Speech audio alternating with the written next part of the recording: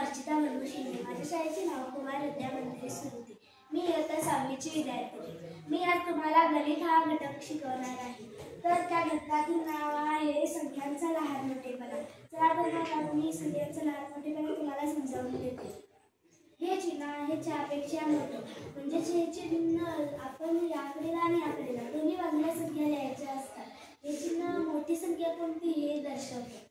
इथे आपण 45 ही संख्या लिहिली आणि इथे त्यापेक्षा लहान संख्या लिहायला हवी. ही संख्या आहे मोठी आणि ही संख्या आहे लहान. आता पुढचं चिन्ह, हे चिन्ह आहे चहापेक्षा लहान, म्हणजेच जी संख्या लहान आहे ती कुठली आहे हे दर्शवतं. इथे आपण 50 ही संख्या घेतली. 50 ही संख्या इथे घेतल्यामुळे याकडेला 50 पेक्षा लहान संख्या घ्यायला हवी.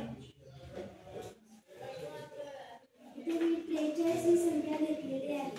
हे चिन्ह आहे बरोबर चिन्ह, म्हणजेच हे इक्वल चिन्ह. आता आपण 50 ही संख्या घेऊ.